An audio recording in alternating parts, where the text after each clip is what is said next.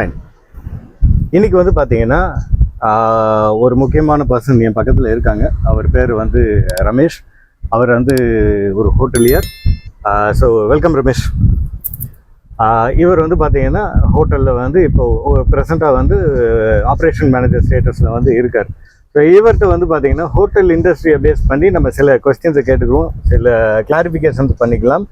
இது எல்லாருக்குமே யூஸ்ஃபுல்லாக இருக்கும்னு நினைக்கிறேன். பார்ப்போம். ஸோ ஃபர்ஸ்ட் மிஸ்டர் ரமேஷ், நீங்கள் எத்தனை வருஷமாக இந்த இண்டஸ்ட்ரியில் ஒர்க் பண்ணி?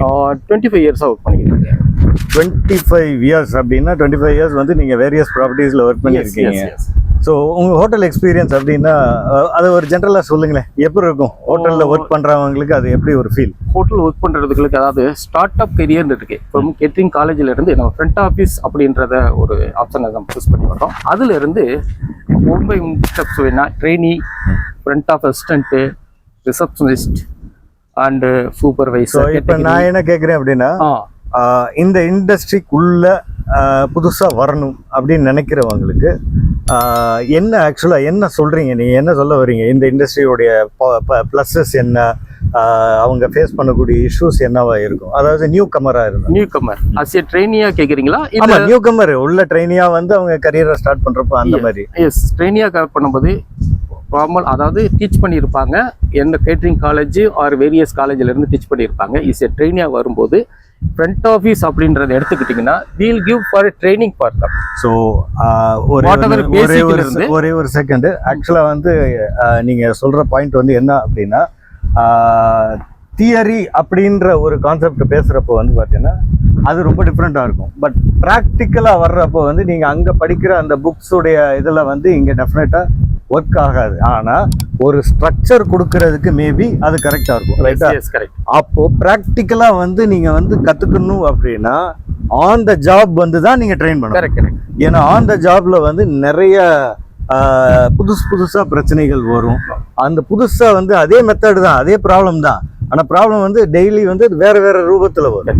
அப்போ அதை வந்து சால்வ் பண்ணும். ஸோ அதுக்கு வந்து நீங்கள் வந்து கரெக்டாக கோச் பண்ணிடுவீங்க. அது வந்து 6 months ஃபர்ஸ்ட் கோச் பண்ணுவோம். சரி, அடுத்து ஆஃப்டர் 6 months நம்ம ப்ராக்டிக்கலாக அவர் எப்படி ஒர்க் பண்ணுறாருன்றத பார்த்துக்கிட்டே இருப்போம். ஸோ அந்த இதெல்லாம் முடிச்ச பிறகு தான் நெக்ஸ்ட் ப்ரொமோஷன் லெவலுக்கு போகும். அடுத்து வந்து பார்த்தீங்கன்னா ஸ்டாஃபாக மாதிரி ட்ரெயினிங்காக வர்றாங்க. அதுக்கப்புறம் வந்து அவங்களுடைய பர்ஃபார்மன்ஸ் நல்லா இருந்தால் மட்டும்தான். ஸோ இதுவும் வந்து பார்த்தீங்கன்னா பர்ஃபார்மன்ஸ் தான் மெயின். அல்டிமேட்டாக வந்து பார்த்தீங்கன்னா யூ ஹேவ் டு பர்ஃபார்ம், வேறு ஆப்ஷனே கிடையாது. ரைட்டா? ஸோ இந்த பர்ஃபார்மன்ஸ் வந்து பார்த்தீங்கன்னா நாளடைவில் வந்து கூட வந்து பார்த்தீங்கன்னா அவங்களுடைய கிரேடும் கூடிருமா?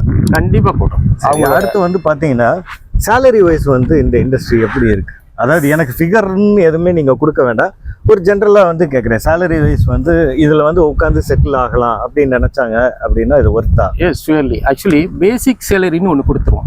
ஏன்னா ஃபுட் அண்ட் அக்கமடேஷனோட வர்றது வந்து நம்ம இண்டஸ்ட்ரி தான். அதாவது ஹாஸ்பிட்டாலிட்டி இண்டஸ்ட்ரி சொல்லுவாங்க. இது கேட்டரிங் லைன்ல. ஸோ இந்த லைனுக்கு வந்து ஹாஸ்பிட்டாலிட்டி இண்டஸ்ட்ரி அது மெயின் இல்லையா? எஸ்.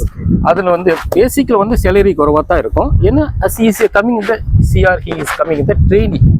ஆஃப்டர் ட்ரெயினிங் ஒரு 6 months ஆர் 1 year முடிச்ச பிறகு தான் ப்ரொமோஷன் வைஸ் போகுது சேலரி வந்து ஹை ஸ்கேலுக்கு போவாங்க. ஹோட்டல் இண்டஸ்ட்ரியை பொறுத்தவரையில் இமிடியேட்டாக நம்ம சேலரி வந்து ஹையாக எதிர்பார்க்க முடியாது. ஏன்னு கேட்டால் அவன் ஃபுல் ஃப்ளெக்சிபிளாக ட்ரைனிங் முடிச்சுட்டு கேபபிள் ஃபார் த ரிசப்ஷனிஸ்ட் அப்படிங்கிற வரும்போதோ இல்லை சூப்பர்வைசர் கேட்டகரி வரும்போதோ கண்டிப்பாக சேலரி இன்க்ரிமெண்ட் இருக்கும். ஸோ இது வந்து பார்த்தீங்கன்னா நீங்கள் வந்து ஒரு ஃப்ரண்ட் ஆஃபீஸை பேஸ் பண்ணி நம்ம பேசுகிறப்போ நீங்கள் சொல்கிற பாயிண்ட்ஸ் ஓகே. பட் அடுத்து வந்து மேஜரான ஒரு டிபார்ட்மெண்ட் வந்து ஹவுஸ் கீப்பிங். எஸ். இந்த ஹவுஸ் கீப்பிங்கை வந்து பார்த்தீங்கன்னா நிறைய பேர் ஆப்ட் பண்ணுறதே கிடையாது. ஏன்னா அவங்களுடைய ஐடியாஸ் வந்து பார்த்தீங்கன்னா நம்ம போய் கிளீனிங்லாம் பண்ணணுமா அப்படின்னு சொல்லி அவங்களோட ஐடியாஸ் இருக்குது. இதுக்கு தான் நம்ம வந்து இவ்வளோ காசு செலவு பண்ணி படிக்கிறோமா, இந்த வேலையை பார்க்கணுமா அப்படின்னு சொல்லி ஒரு ஜென்ரலாக ஒரு ஃபிகர் இருக்கு. இதுக்கு என்ன சொல்யூஷன்? ஸோ கிளீனிங் வந்து ஹோட்டல் இண்டஸ்ட்ரியில் கண்டிப்பாக கிளீனிங் தான் மஸ்ட். ஏன்னா ஒரு ப்ராப்பர்ட்டி ஒரு கிளீன் இருந்தால் தான் நம்ம கெஸ்ட்டை உள்ளே கொண்டு வர முடியும், அதோடு ப்ரொமோட்டும் பண்ண முடியும். நான் ஹோட்டலை பற்றி ப்ரொமோட்டும் பண்ண முடியும். ஸோ இது பெஸ்ட் அப்பியரன்ஸாக இருக்கும்போது அவங்க வந்து இதை பற்றி ஒரி பண்ணக்கூடாது. ஏன்னா அது வந்து இப்போ எக்யூப்மெண்ட்டோட தான் வந்து கிளீனிங் பண்ண போகிறோம். முன்ன மாதிரி உள்ளது கிடையாது. இப்போ வந்து ஃபாஸ்ட் 20 இயர்ஸாக வந்து நம்ம நிறைய எக்யூப்மெண்ட் வந்துருச்சு. கிளீனிங்க்குன்னு வேரியஸ் எக்யூப்மெண்ட் வந்துடுது. அதுக்கு வந்து ஹேண்ட் சைடு யூஸ் பண்ணுறதுக்கோ இல்லை ஹெட்டுக்கு லெக்ஸுக்கு எல்லாமே ப்ரொடெக்டடா வந்து இருக்குது. ஸோ அதை பற்றி வர்ற ட்ரெயினிஸ் வந்து எந்த ஒரி பண்ண தேவையில்லை. ஸோ அவங்களுக்கு தெரியாதவங்களுக்கு வந்து இந்த இதை வந்து டீச் பண்ணிருக்க மாட்டாங்க ஒரு சில தியரியில வந்து அவங்க சொல்லக்கூடிய விஷயம் வந்து இதுதான் இப்படிதான் அப்படின்ற மாதிரி ஒரு ஜெனரலான ஒரு பிக்சரை கொடுத்துறாங்க.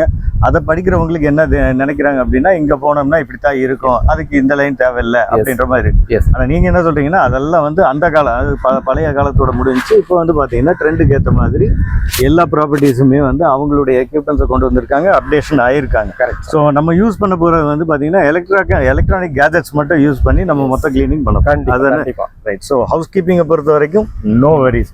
ஆனா பெட் மேக்கிங் கிளீனிங் வந்து கரெக்டா வந்து நமக்கு பண்ண தெரிஞ்சிருக்கும், அது ரைட்டு இல்லையா? ஸோ நெக்ஸ்ட் அடுத்த கொஸ்டின் வந்து F&B அப்படின்னு ஒரு மேஜர் செக்டர் இருக்கு ஹோட்டலில். வந்து பார்த்தீங்கன்னா front office, housekeeping 2 department add பண்ணுறோம். அது ஒரு செக்ஷனாக வச்சுக்கிட்டாலும் F&Bன்றது ஒரு பெரிய செக்ஷன். அது வந்து என்டையர் கேட்டரிங்கும் அண்ட் சர்வீஸையும் சேர்த்து கொண்டு வரக்கூடியது, இன்க்ளூடிங் பேங்க்வெட்ஸ் இல்லையா? கரெக்ட். ஸோ அவங்களுடைய இன்றைய பொசிஷன் எப்படி இருக்கு சார்? ஃபர்ஸ்ட் வந்து கேட்டரிங் காலேஜ் ஸ்டூடெண்ட்டே ஃபர்ஸ்ட் ப்ரிப்பேர் பண்றது F&B தான் ப்ரிப்பேர் பண்றாங்க. அதுவும் ப்ரொடக்ஷனை மெயினா பண்ணுவாங்க. ஏன்னா ஃபாரின் ஆப்பர்ச்சுனிட்டிஸ் அதிகம் இருக்கு அப்படின்றது F&B. ஆனா அவங்களுக்கு தெரியல இந்த இதுல வந்து சர்வீஸ்லயும் இவ்வளோ இது இருக்குது, கோர்சஸ் இருக்கு, பழக வேண்டியது இருக்குது, கத்துக்க வேண்டியது இருக்கு.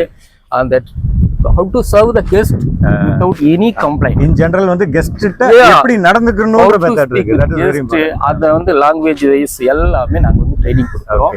அதுலயும் ஸ்டேஜ் வைஸ் பேஜ் போறதுக்கு நிறைய ஆப்பர்ச்சுனிட்டிஸ் இருக்கு. அத பத்தி எந்த இதுமே ஸ்டூடண்ட்ஸ்க்கு. சோ என்ன அப்படினா F&Bன்றது ஒரு வாஸ்ட் செக்டர், அதாவது ஃபுட் அண்ட் பெவரேஜ். F&Bன்றது ஃபுட் அண்ட் பெவரேஜ் ஒரு வாஸ்ட் செக்மெண்ட்.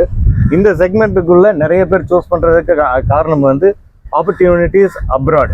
பட் ஆனஸ்ட்லி வந்து நானும் வந்து ஆஸ் எக்ஸ் ஹோட்டலியர் நானும் என்னுடைய அனுபவத்தில் நான் என்ன சொல்கிறேன் அப்படின்னா, இந்தியாவுக்குள்ளேயே வந்து பார்த்தீங்கன்னா உங்களுக்கு சூப்பர்ப் ஆப்ஷன்ஸ் இருக்குது, நிறைய ஸ்டாப் ப்ராப்பர்ட்டிஸ் இருக்குது, எக்ஸலண்ட் ப்ராப்பர்ட்டிஸ் இருக்குது. F&Bயை தான் நீங்கள் சூஸ் பண்ணுறீங்க அப்படின்ற பட்சத்தில் இந்தியாவுக்குள்ளேயே வந்து பார்த்தீங்கன்னா உங்களுக்கு நிறைய ஸ்கோப் இருக்குது, நிறைய ஆப்ஷன்ஸ் இருக்குது.